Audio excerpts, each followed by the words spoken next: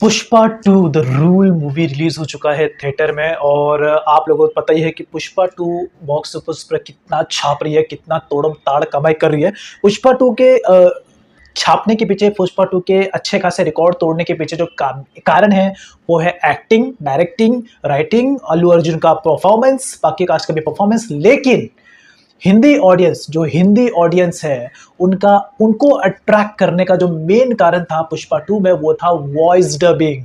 Yes, voice dubbing, क्योंकि वो Hindi audience को पकड़ गई और इसलिए पुष्पा टू भी बाकी हिंदी ऑडियंस को पसंद आ गई, क्योंकि डबिंग भी बहुत ज़्यादा मैटर करता है।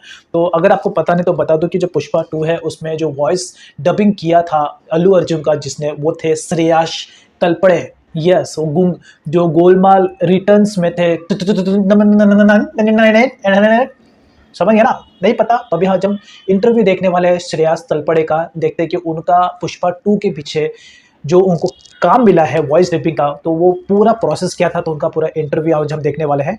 तो लेकिन उससे पहले अगर आप चैनल पर पहली बार आए हो तो सब्सक्राइब जरूर कर लेना मूवी के रिलेटेड ऐसे और वीडियोस देखने के लिए। तो टाइम वेस्ट नहीं करते हैं, स्टार्ट करते हैं। जो हम वीडियो देखने वाले हैं वो है फिल्मी फीवर यूट्यूब चैनल से। ओके, सो 3, 2, 1 स्टार्ट। करियर में एज एन एक्टर इतनी सारी फिल्में करते हैं और फिर एक फिल्म आती है जो आप डब करते हो और वो इस तरीके का एक फिनोमिना क्रिएट कर देती है। Obviously I am very very happy. अगर स्क्रीन पे वो चीज़ नहीं होती जो अल्लू अर्जुन जी ने की है या सुकुमार जी ने जिस तरीके से उसको कंसीव किया है, डायरेक्ट किया है, तो आवाज़ क्या कर ली थी। पिछली बार जैसे झुकेगा नहीं था, इस बार तो दोनों हाथ से हरगिज झुकेगा नहीं इस साला। पुष्पा फर्स्ट के वक्त कोई एक्सपेक्टेशंस थी ही नहीं, जीरो थी।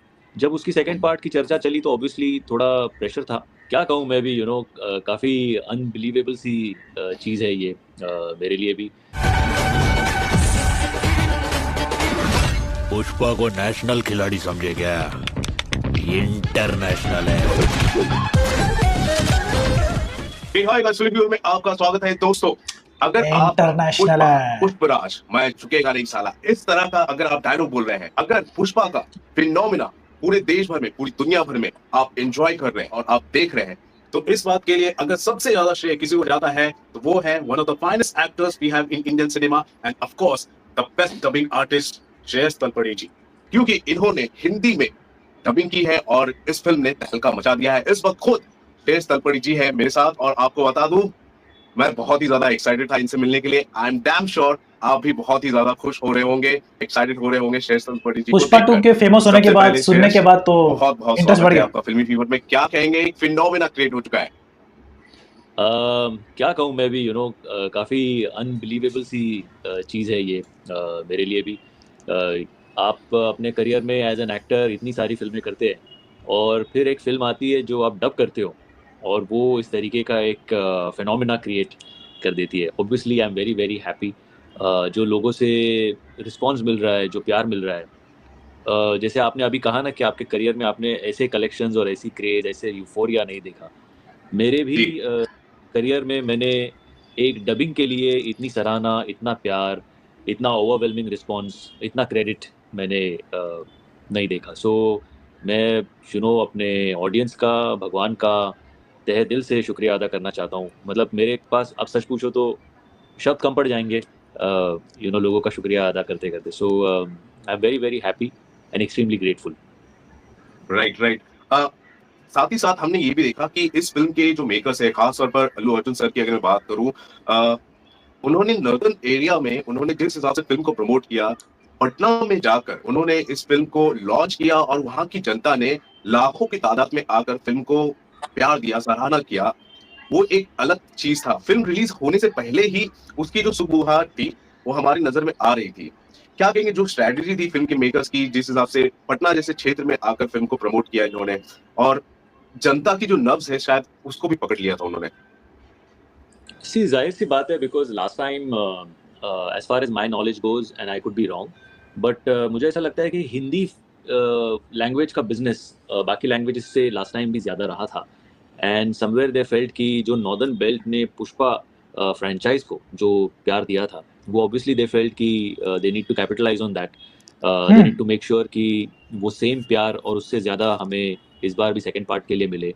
And that was the reason that they decided कि पटना में जाके ट्रेलर लॉन्च करे, वहाँ पे एक यूफोरिया क्रिएट करे, एक ऐसा बज़ क्रिएट करे कि नॉर्दर्न टेरिटरी में फिल्म उनको डब्ड फिल्म ना लगे, वो ओरिजिनल फिल्म लगे, you know. So and that plan clearly worked. जो नंबर्स आ रहे हैं हर जगह से, नॉर्दर्न बेल्ट से specially, those are phenomenal number. मतलब कुछ लोग ऐसा कह रहे हैं कि 600, 700, 800 करोड़ का बिजनेस सिर्फ हिंदी लैंग्वेज में ये फिल्म करेगी net, which is a huge deal, you know. So obviously, what their strategy was, what their planning was, seems to be completely correct and working. मुझे याद है जब पिछली बार मैंने आपका इंटरव्यू किया था, 2021 का साल था, कोविड के वक्त 50% कैपेसिटी के हिसाब से फिल्म रिलीज हो रही थी, लेकिन फिर भी जो फिल्म है 3 करोड़, 4 करोड़, अगले दिन 5 करोड़, अगले दिन 6 करोड़, इस तरह कलेक्शन कर रही थी। और इस कलेक्शन को देखकर हम चौंक रहे थे। इस तरह की कलेक्शन को देखकर हम सोच रहे थे कि यार कैसे हो रहा है, वो भी हिंदी बेल्ट में कैसे हो रहा है। इस बार जो कलेक्शन हो रहा है 10 नहीं 15 गुना ज्यादा कलेक्शन हो रहा है। एक दिन में हिंदी में कलेक्शन हो रहे हैं 72 करोड़ के, 86 करोड़ के, 70 करोड़ के, और नॉर्मल वीकेंड जो कलेक्शन हो रहा है 48 crore, around 36 crore, 30 plus crore collection हो रहा है। ये जो सक्सेस है, यहाँ पर आप इसे कैसे देख रहे हैं? जो आपने अभी बताया कि पार्ट 1 का कलेक्शन जिस तरीके से बढ़ता गया, यू नो, उसका क्रेज जिस तरीके से बढ़ता गया, उसके डायलॉग्स जिस तरीके से फेमस होने लगे, उसके डायलॉग्स के जिस तरीके से मीम्स और रील्स और वीडियोस बनने लगे, obviously this was expected, you know, कि उसका ओपनिंग एक बम्पर ओपनिंग होगा, ये एक्सपेक्टेड था। बट हर फिल्म का, यू नो, एक लोग ओपनिंग तो बम्पर देते हैं, बट अगर फिल्म अच्छी नहीं हो तो उसके बाद वो कलेक्शंस ड्रॉप होने शुरू होते हैं। पुष्पा 2 के केस में ऐसा हुआ कि लोगों को फिल्म सीक्वल भी इतना पसंद आया कि वो बम्पर ओपनिंग के बाद उसके कलेक्शंस बढ़ते गए, और जो ड्रॉप यूजुअली जो एक्सपेक्टेड रहता है उससे कम ड्रॉप था। एंड इसीलिए ये बात तो हमेशा से नोटिस करता हूँ कि जब भी कोई मूवी रिलीज होती है, स्पेशली बॉलीवुड की, तो पार्ट 1 जो मूवी होता है वो हमेशा बेस्ट ही रहता है, लेकिन जब वही मूवी का पार्ट 2 बनता है सीक्वल, तो पूरा तबाड़ा खबड़ा हो जाता है, नहीं टिकता है। लेकिन यहाँ पर पुष्पा का पार्ट 1 तो बेस्ट था ही, और उससे भी ज़रा जब इसका पार्ट 2 आया सीक्वल, वो तो उससे भी ज़रा बेस्ट निकल गया। मतलब इससे बॉलीवुड वालों को समझना चाहिए कि सीक्वल कैसे बनाते हैं, पार्ट 2 कैसे बनाते हैं, पार्ट 1 से बेस्ट पार्ट 2 और कैसे बेहतर बनाया जाता है, तो वो मालूम पड़ता है। बॉलीवुड को सीखना चाहिए।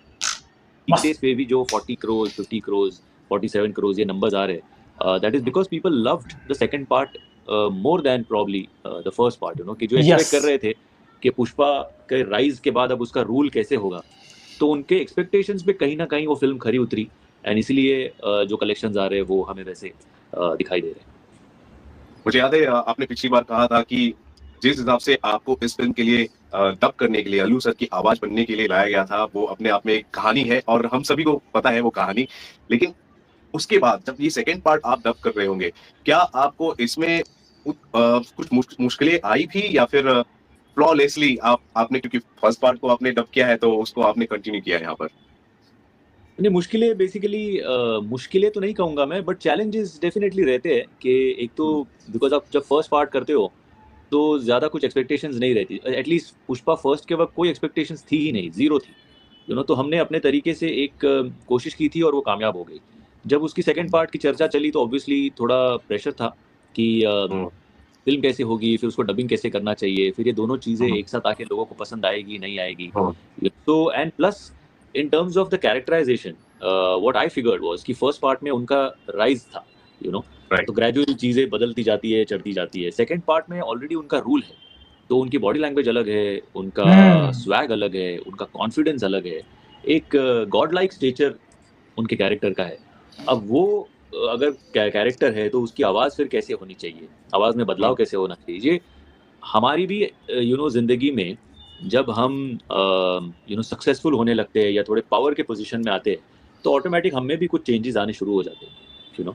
तो वो चेंजेस पुष्पा के कैरेक्टर में तो थोड़े एम्पलीफाइड है, और वो वैसे आवाज़ में से दिखने बहुत ज़रूरी है।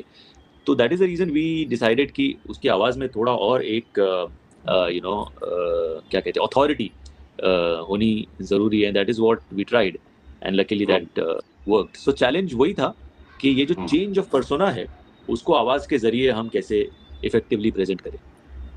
बिल्कुल, वो आवाज के जरिए से वो जो फायर है, अब वाइल्ड फायर बन चुका है, वो हमें महसूस भी हो रहा है। और जो मराठी टच है सर, जो आप आप उसके अंदर जो घोल रहे हैं वो लोगों को काफी ज्यादा पसंद आ रहा है सर। मेरी वो वाइफ बहुत तो मजा अगर बोलेगी तो करना पड़ेगा, या फिर हाँ क्या बोलूं मैं, अलग अलग चीजें जो है फिल्म के अंदर जो टच आ रहा है, बहुत पसंद आ रहा है sir. I am very glad कि you know being a Maharashtrian, हर बंदे को लगता है कि अपनी जो मातृभाषा है वो यू नो ग्लोबली लोगों तक पहुंचे, लोगों को अपनी भाषा का जो जो स्वीटनेस है, जो कल्चर है, वो लोगों को हम्म, पता चले, उनको पसंद आए। ये हर बंदे को लगता रहता है। एंड जब फर्स्ट पार्ट में हमारी वो कोशिश लोगों तक पहुंची और उनको अच्छी लगी, तो ऑब्वियसली हम्म, सेकेंड पार्ट में हमने उस चीज़ को कंटिन्यू किया।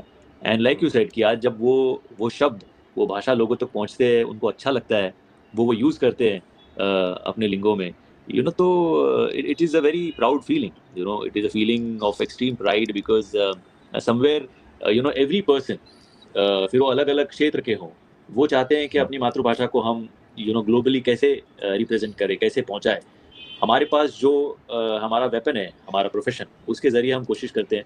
और वो जब हम्म, चीज़ होती है तो obviously it's a very it's an amazing feeling. I cannot tell you in words what I am feeling right now, specially hmm, you know जब इस साल मराठी भाषा को एक अभिजात भाषा का दर्जा मिला है, which is you know hmm. It is considered more than 2000 years or 2500 years old, an original language, स्वयंभू लैंग्वेज। वो लैंग्वेज को हम अलग तरीके से मैं पहुंचाने की कोशिश कर रहा हूँ, और वो जब लोग पसंद करते हैं, तो obviously it's a great feeling of pride.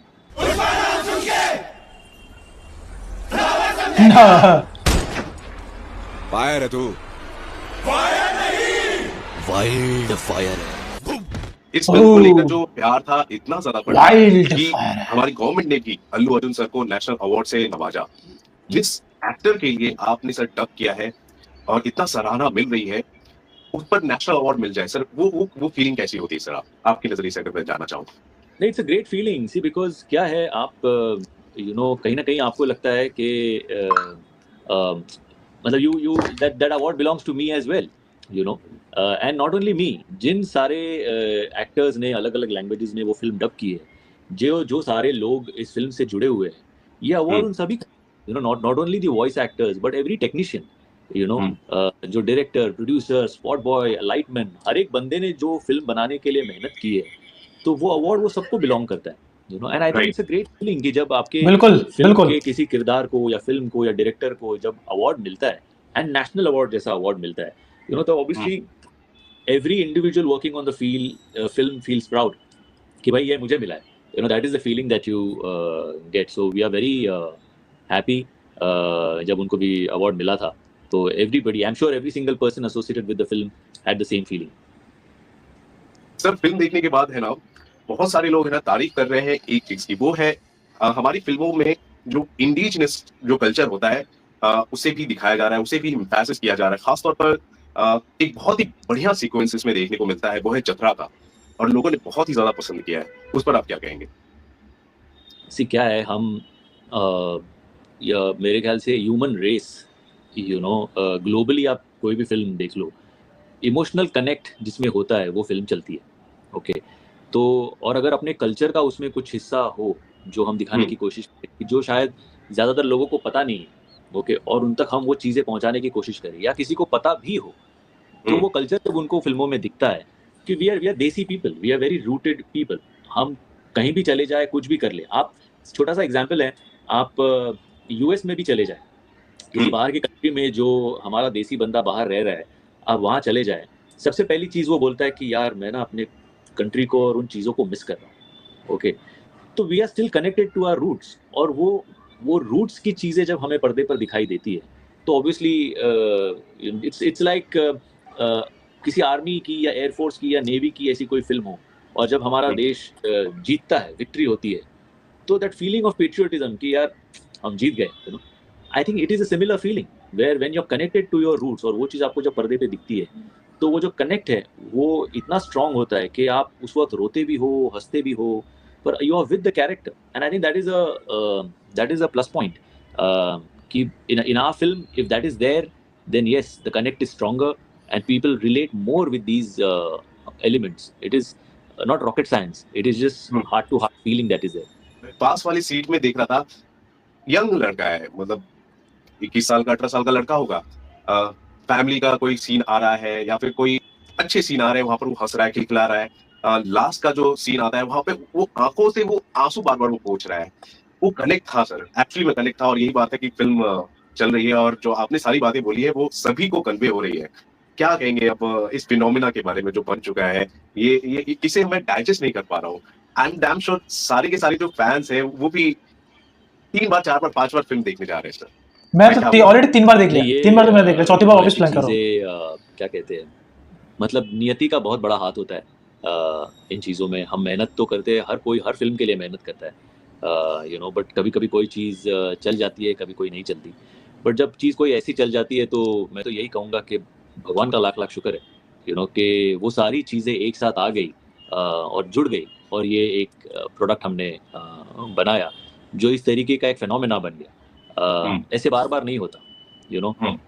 तो अगर ये मेरे करियर में मेरे साथ अगर ये चीज़ हुई है तो मैं अपने आप को बहुत फॉर्चुनेट मानता हूँ कि, यू नो, जब मैं शायद यू नो 10 20 25 साल बाद अगर मैं पीछे मुड़ के देखूंगा कि मैंने क्या क्या काम किया, तो उसमें I will feel proud for the fact that I was a part of films like Iqbal and Om Shanti Om and welcome to Sajjanpur and Golmaal Dor and similarly Pushpa, you know, similarly land. तो कुछ आइकॉनिक फिल्में हैं, उसका अगर आप हिस्सा बनते हो तो जाहिर सी बात है आपको बड़ा अच्छा लगता है। And being an important part of a film like Pushpa definitely is something which will give me a lot of happiness for years to come. नहीं शेष जी, अगर सही मायने में आपसे कहूं तो आप सारी चीजों को डिजर्व करते हैं। और फिल्म के इतनी बड़ी सक्सेस होने के बावजूद मैं देख रहा हूं कि आप अपने काम में बिजी हैं, अभी भी आप अपने काम में व्यस्त हैं, लेकिन फिर भी आपने वक्त निकालकर मुझे टाइम दिया, तो इसके लिए थैंक यू सो मच। इस वक्त आपसे ये जानना चाहता हूँ शेष जी कि पिछले कुछ दिनों में चारों तरफ से किस तरह के रिस्पॉन्स मिल रहे हैं? नहीं, बहुत ही बढ़िया, मतलब मैं आपको बयान नहीं कर सकता। जी, फर्स्ट पार्ट में क्या था कि वो धीरे धीरे बढ़ता गया, यू नो, ऑब्वियसली, और फिर उसके रील्स मीम्स बनते गए। बहुत लोगों को फिर भी पता था कि मैंने उसमें वॉइसिंग की है। मुझे तो अभी पता but इस चला बार पार्ट 2 के। obviously, ऑलमोस्ट सभी को पता चल गया कि उसमें मेरी आवाज़ है और जो रिस्पॉन्स आ रहा है इट इज़ क्वाइट अनबिलीवेबल। मतलब कुछ लोग तो ऐसा कह रहे हैं कि यार हमें वहाँ स्क्रीन पे तुम ही दिखाई दे रहे थे, you know, which is is absolutely amazing because you know, एक आपके आवाज के जरिए आप इस तरीके से लोगों के दिलों में पहुंच सकते हो, ये फिनोमिना मैंने पहली बार एक्सपीरियंस किया। जो प्यार मिल रहा है और जो इज्जत मिल रही है, थिंक मतलब शायद कुछ ना कुछ अच्छा काम किया होगा लाइफ में, इसीलिए ये ऐसा दिन देखने को मिल रहा है। आई थिंक कोई भी कलाकार चाहेगा कि उसके हिस्से में इस तरीके का लोगों का प्यार हो, उनकी इज्जत हो और ऐसा उसको दिन देखने मिले। आपकी आवाज मैं बताऊं कैसी है, लोगों को कैसी फील हो रही है। जो रैपर सुनना चाहते हैं ना उनके लिए वो रैप है, जो नज्म सुनना चाहते हैं उनके लिए नज्म है, जो कवाली सुनना चाहते हैं उनके लिए कवाली है। आपकी आवाज ऐसी है, जब वो पुष्पा देख रहे हैं ना वो कानों में गूंज रहा है। वो जो स्वैग है, स्वैग आपकी आवाज से महसूस हो रही है लोगों को। सर मैं आपको बता दूं, रोंगटे खड़े हो रहा है। मैं अभी भी मैं आपसे बात कर रहा हूँ, रोंगटे खड़े हो, जो सिनेमा का जो एक्सपीरियंस है। पुष्पा पुष्पराज झुकेगा नहीं। नहीं, सी I'll tell you to be very honest, you know, अगर स्क्रीन पे वो चीज़ नहीं होती जो अल्लू अर्जुन जी ने की है या सुकुमार जी ने जिस तरीके से उसको कंसीव किया है, डायरेक्ट किया है, जिस तरीके से प्रेजेंट किया है, अगर स्क्रीन पे वो चीज़ नहीं होती तो आवाज़ क्या कर लेती, you know. So I think it is a combination of a lot of things coming together. तो यस, आवाज़ is important, but it is important only when you have that kind of a visual on screen. So it is all thanks to the makers, the actor, for doing such a wonderful job कि मुझे भी काम करते वक्त अगर कुछ प्रेरणा मिली है, inspiration मिला है, तो वो उनके परफॉर्मेंस से, उनके डायरेक्शन से मिला है। आपकी बात हुई है अल्लू अर्जुन सर से सेकंड पार्ट के बाद जब आपने डब किया हो? सेकंड क्या, मेरी आज तक कभी बात नहीं हुई। आप पर्सनली भी नहीं मिले हैं? कभी नहीं। माय गॉड, इसे कहते हैं सर कलाकार। मैं टू बी वेरी ऑनेस्ट, आप वो है और आप मिले भी नहीं। अल्लू अर्जुन से मिलेगी नहीं श्रेयस तलपड़े जी, जबकि उनको मिलना चाहिए था अल्लू अर्जुन जी को, क्योंकि उनकी वॉइस की वजह से तो और पिक्चर हिंदी ऑडियंस को पसंद आया है। आपके सेकंड पार्ट का डब करने के बाद भी बात नहीं हुई, मतलब किस लेवल के आप कलाकार हैं, मैं सराहना करना चाहूंगा सर। Amazing sir, amazing. बस शुक्रगुजार हूँ उन सभी दर्शकों का जो भर भर के प्यार दे रहे हैं। और यू नो, इस बार जैसे पिछली बार जैसे झुकेगा नहीं था, इस बार तो दोनों हाथ से हरगिज झुकेगा नहीं साला। बट ये मैं उनसे बस ये कहना चाहूँगा कि हरगिज़ ये प्यार को कम मत होने देना सो जैसा सो है। तो ओवरऑल आप लोगों ने तो देख लिया श्रेयस तलपड़े जी का इंटरव्यू पुष्पा 2 को लेकर, लेकिन मैं एक चीज़ को लेकर शॉक्ड हो गया कि पुष्पा 2 का सक्सेस होने के पीछे ठीक है राइटिंग, डायरेक्टर, अल्लू अर्जुन का परफॉर्मेंस भी, लेकिन कहीं ना कहीं जो क्रेडिट है ना 10% क्रेडिट श्रेयस तलपड़े जी के वॉइस को भी होना चाहिए। तो एटलीस्ट एक बार तो मिल लेते हैं यार अल्लू अर्जुन जी पुष्पा अपने श्रेयस तलपड़े जी से। मैं तो शॉक्ड हो गया, मुझे अभी पता चला कि मिले भी नहीं है। ठीक है, वैसे यार देखो हर कोई बिजी होता है तो वो अपने काम में बिजी हो गया, दूसरे प्रोजेक्ट में बिजी हो गया, प्रमोशन में बिजी हो गया, होता है, टाइम नहीं होता है, बहुत बिजी लोग होते हैं। सो फिलहाल तो उसको साइड में रखते हैं। तो आपको ये इंटरव्यू कैसा लगा श्रेयस तलपड़े जी का, सॉरी। तो यस, अगर आपको पुष्पा 2 मूवी को लेकर ऐसे और भी वीडियोस देखने तो आप मेरी वीडियो लिस्ट में जाके चेकआउट कर सकते हो। और यस, अगर आपको मेरी वीडियोस पसंद आती है और अगर आपको मूवी के रिलेटेड और भी वीडियोस देखनी है तो आप सब्सक्राइब कर सकते हो, जिससे कि आपको ऐसे और वीडियोस देखने को मिलेंगे। सो तब तक के लिए गुड बाय।